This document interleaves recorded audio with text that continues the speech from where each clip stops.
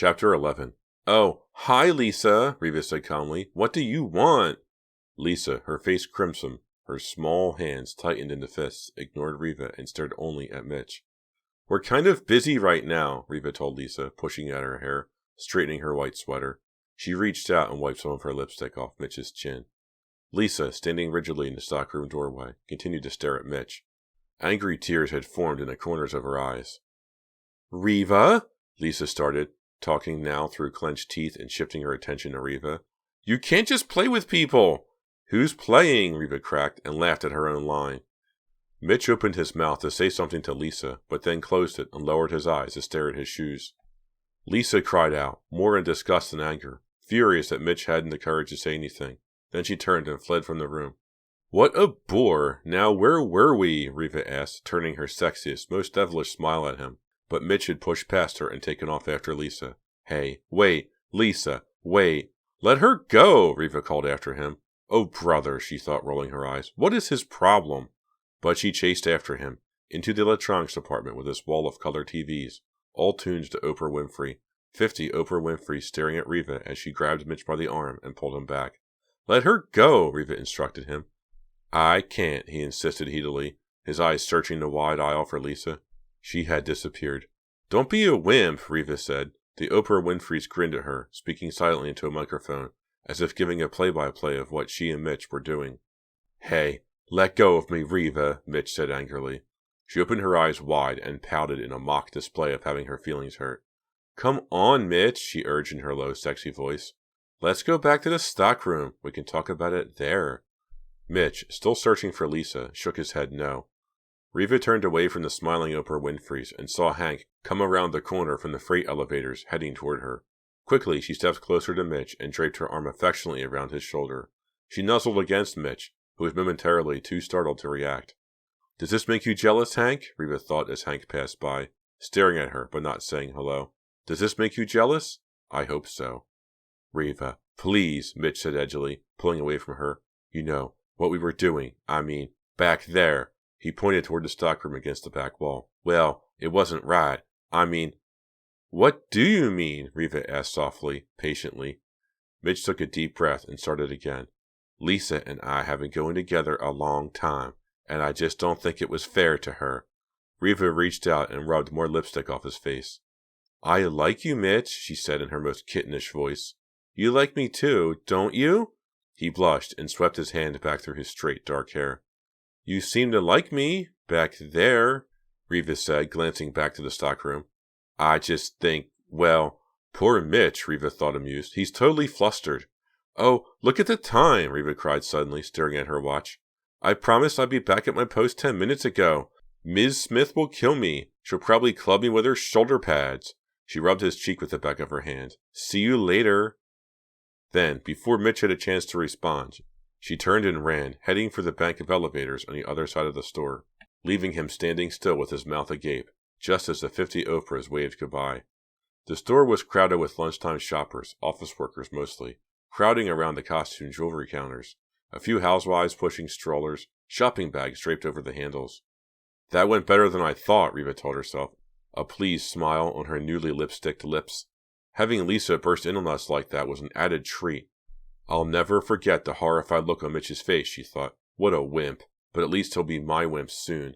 A line of 5 or 6 kids, dressed in snowsuits and wool caps, made Riva realize she was passing Santa Land at the front of the Dolby toy department. Sure enough, there was Rob up in Santa's big red and white candy-striped throne, a scared-looking toddler on his lap. As Riva passed by, the kid tilted his head back and then exploded a wet sneeze right in Rob's face. Riva laughed out loud. What a riot! Poor Rob will be wiping snot off his face for a week. Riva was still chuckling when she reached the perfume counter and took her place behind the display shelves. Ms. Smith stepped away from the cash register alcove and approached Riva, glancing angrily at her watch. I'm glad you find being late so amusing, she snapped. I wasn't smiling about that, Riva replied coldly. Well, you've made me 15 minutes late for my luncheon engagement, Ms. Smith accused. Terribly sorry, Riva told her, not sounding the least bit sorry. There are customers waiting, Riva's supervisor scolded, then grabbed up her bag and started off. Have a good lunch, Riva told her with exaggerated sweetness. Ms. Smith turned back. There's a package for you, she told Riva. That one there, with the gift wrapping. I don't know who left it. Open it when all the customers have gone. Riva watched Ms. Smith hurry through the crowded aisle. As soon as she was out of sight, Riva picked up the package and carried it to the cash register alcove, turning her back to the counter so that customers couldn't disturb her. How odd, Riva thought, turning the package over in her hands. Is this an early Christmas present from someone? Who would know to leave it here at the perfume counter? It must be some kind of surprise from Daddy, she decided. Miss! Miss! A woman was calling loudly to Riva. She ignored the customer, and, being careful of her fingernails, tore open the package. There was a box inside. Riva eagerly tore the top off the box and pulled out a dark, gracefully shaped bottle. It was some sort of perfume or cologne. Such an unusual bottle, Riva thought, admiring the smooth red glass. Examining it curiously. It's so heavy. It must be very expensive, she figured. She carefully removed the glass stopper and started to raise it to her nose. She stopped when she saw the drops of dark red liquid clinging to the bottom of the stopper. Suddenly suspicious, Riva put the stopper down, then tilted the bottle onto her outstretched finger. It's not cologne. It's blood. Riva uttered a low cry. The bottle slipped from her hand, hit the hard countertop, and shattered. Two customers, women leaning on the other side of the counter, also cried out in alarm as blood from the bottle splashed over the front of Riva's white cashmere sweater. Chapter 12. When Riva was 5 and attending a private kindergarten in a luxury building in the hills overlooking the Kananoka River, she had a run-in with another little girl that she never forgot. The other little girl, Riva remembered, was a troublesome, willful blonde girl named Sarah. One day Riva and Sarah were painting on easels using large sheets of white paper and wide brushes that they dipped into open cans of paint. An argument developed between Riva and Sarah, a territorial dispute of some kind. Riva couldn't remember which of them started it, but it ended with Sarah hoisting up the big can filled with red paint and pouring it over Riva's head. The thick red paint ran down Riva's face, oozed down her sweater and white jeans, and somehow in her mind the paint, as it oozed and soaked into her clothing, became blood. She was only 5 after all, and had never been the victim of any kind of violent attack. And standing helplessly, in a kind of shock, seeing and feeling the paint roll down her body, cover her skin and her clothes, Riva began to scream, and scream. And according to what her mother later told her, it took hours to get her to stop. Long after her clothes had been changed and the paint had been scrubbed away, Riva still begged her mother to wash away the blood. 12 years later, standing behind the perfume counter, as the blood splashed up onto her sweater, the violent scene in the kindergarten flashed vividly into Riva's mind. But this time, after uttering a silent cry of surprise, of disgust, she didn't scream. Other people were screaming. Riva clamped her mouth shut as if trapping in all emotions, shutting away all feeling. She held her arms straight out, away from her sides, not wanting to touch her sweater, not wanting to touch the blood. No, she thought, no screams this time. She clenched her teeth so hard it hurt, and silently stared down at the oozing red mess. No screams. I don't feel it, she told herself, concentrating with all her strength. I don't feel anything.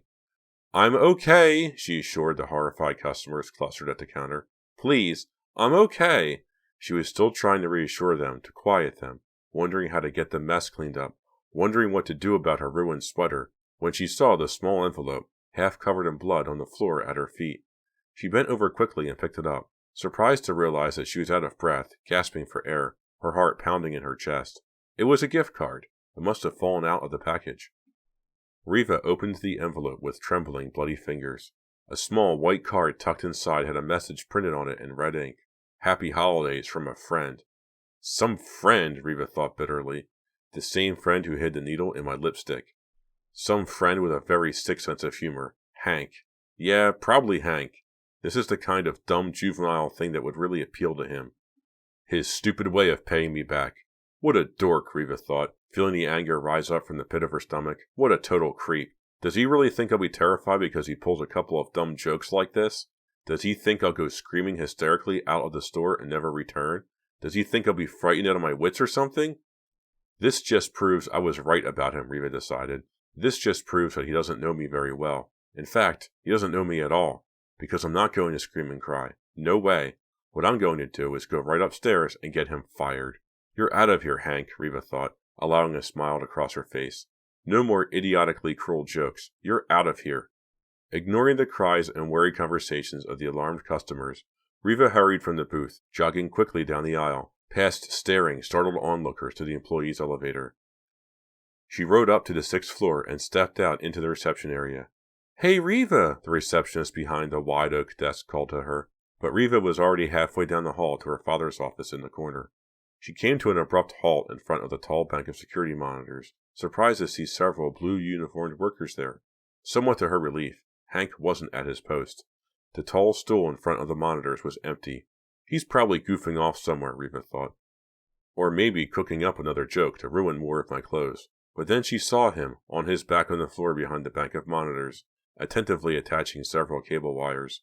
The other workers were fitting what appeared to be VCRs into new shelves beside the monitors. Hank looked up as she started to pass. "Riva." She glared angrily at him, her blue eyes clear and cold as ice, her teeth clenched.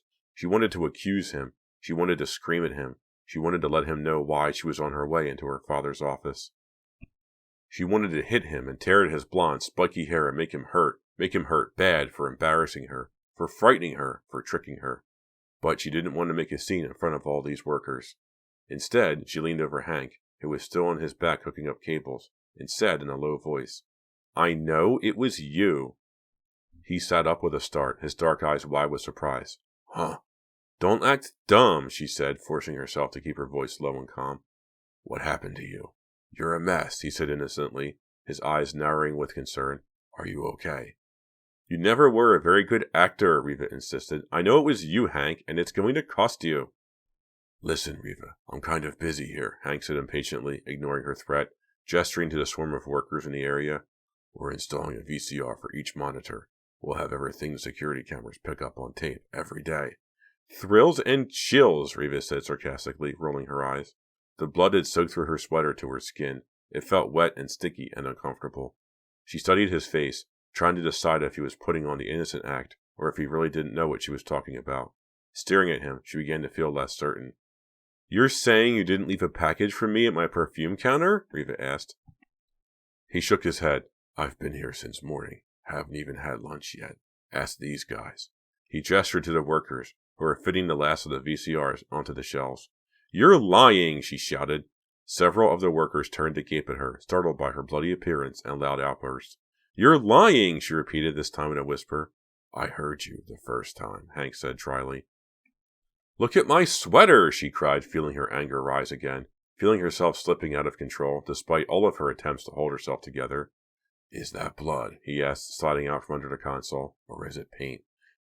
"You know what it is," she cried, and, unwilling to let him see her out of control, fled, past the other executive offices, past a wide balcony that looked over to 5 floors below, without stopping to see how bad the stain was, without stopping to try to wash it off. She ran to the end of the hall and her father's office. "You're out of here, Hank. I don't care if you play dumb or not. You're out of here. One word to my dad and you're out of here. And happy holidays to you too." She caught a glimpse of herself in a mirror on the wall, outside her father's office, and gasped, seeing all the blood smeared on her sweater for the first time. How could he do this to me, she wondered. Mr. Dalby's office door was closed. Riva raised her hand to knock just as Josie, her father's secretary, came out. "Is my dad in there?" Riva asked breathlessly. "Yes, but he's in a very important meeting," Josie told her. "I'm not allowed to interrupt him for anything." "Oh," Riva sighed. She could feel her energy beginning to drain. Her conversation with her father would have to wait. She knew better than to interrupt him while he was in an important meeting. "Guess I'll go home and change," she said. Josie stared back at her, her eyes on the huge dark stain. "You might be able to bleach that out. Is it paint?"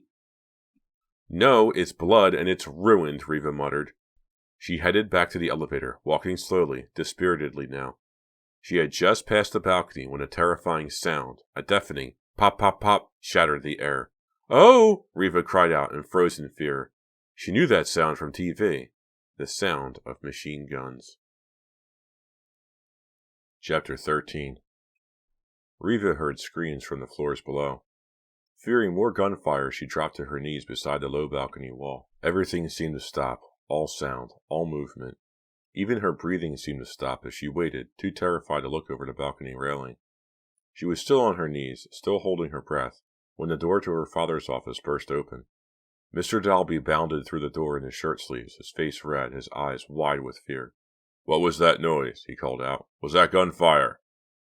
Riva quickly climbed to her feet. Daddy! She didn't get out another word. Mr. Dalby had fixed his eyes on Riva's blood-splattered sweater. He gaped in horror. Riva, you're shot, he managed to cry. Then his eyes rolled up in his head, and he uttered a low moan and slumped to the floor.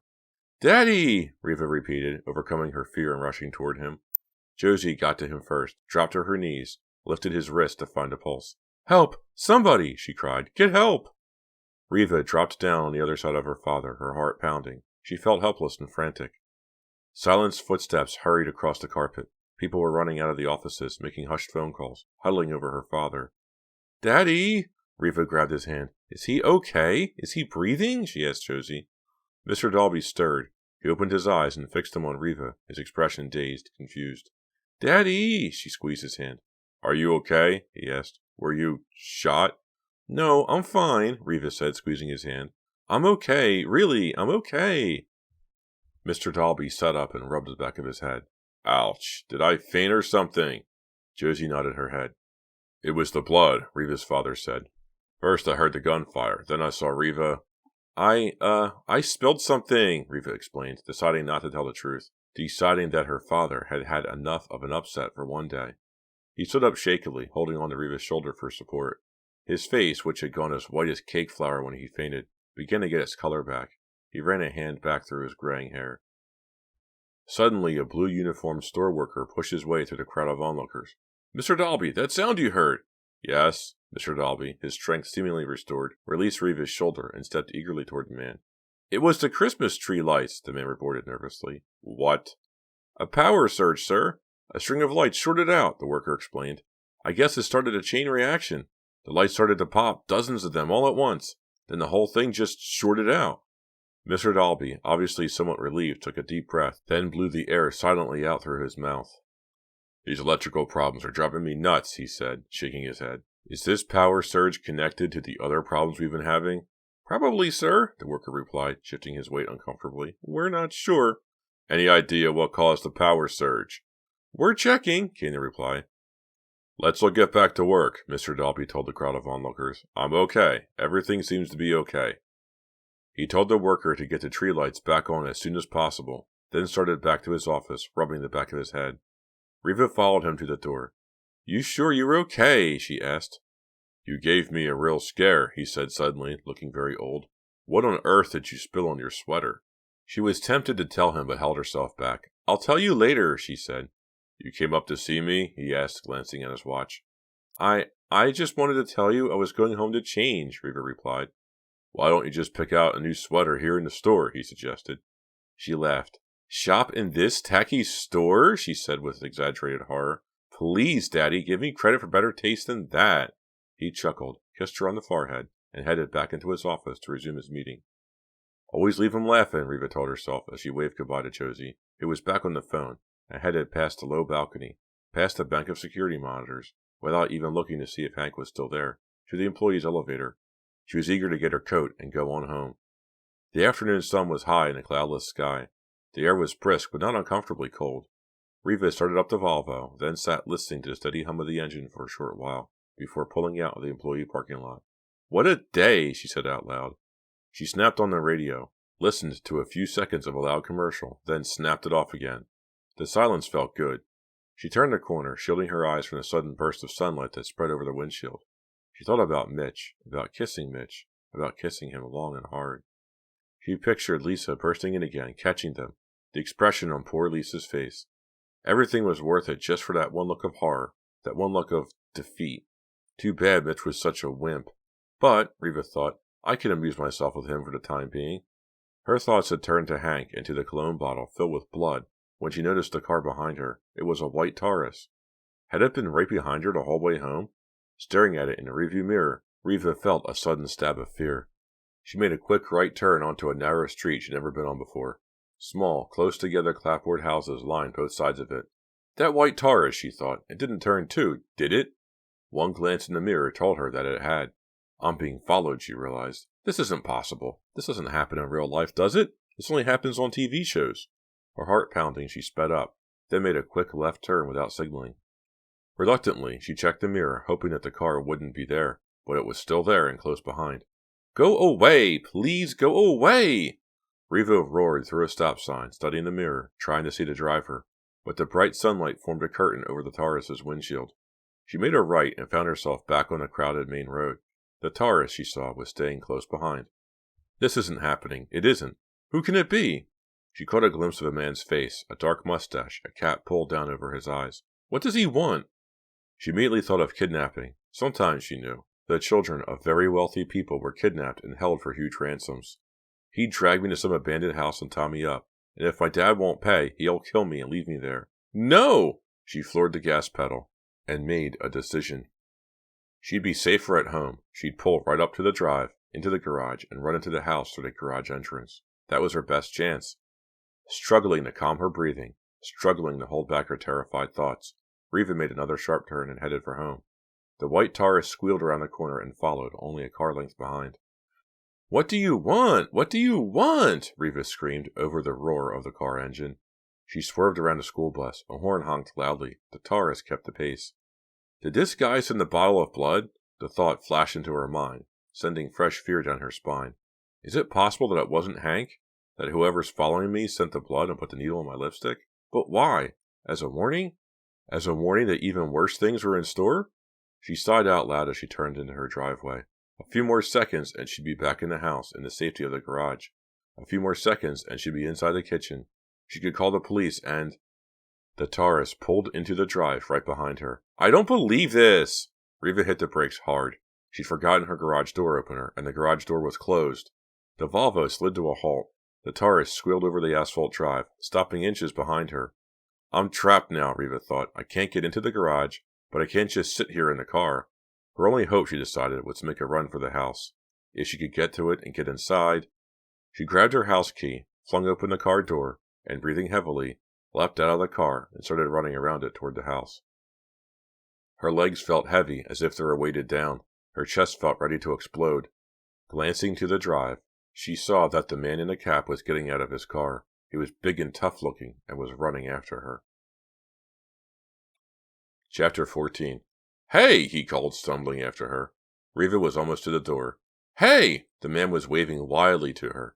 She pulled open the glass storm door, jammed her key in the lock, and pushed hard. It didn't budge. Wrong key. Hey! He was only a few yards behind now. Riva spun around to face him, her mouth open, about to scream, her features stretched wide. Breathing hard, her pursuer stopped at the bottom of the stoop.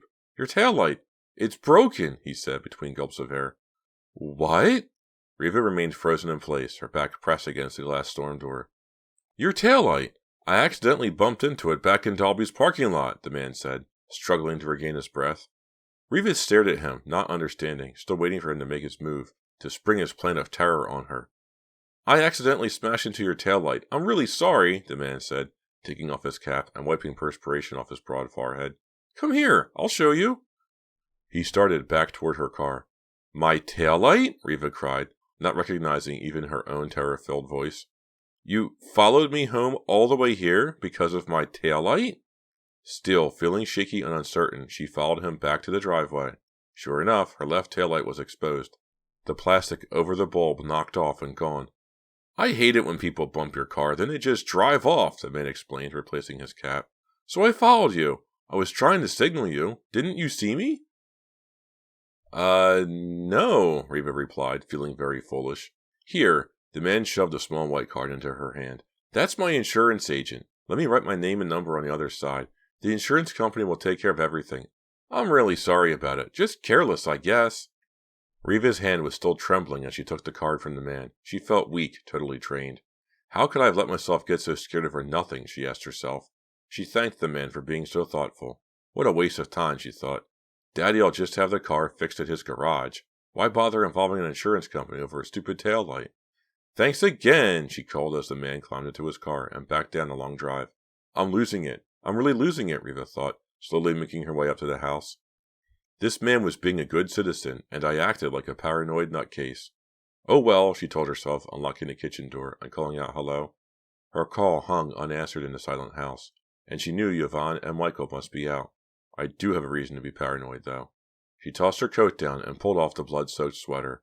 Whoever's trying to scare me is doing a really good job, Riva decided. First my cut lip, then the hideous bottle of blood. She opened the cabinet under the sink and shoved the sweater into the wastebasket. What's next? She wondered with a cold shudder.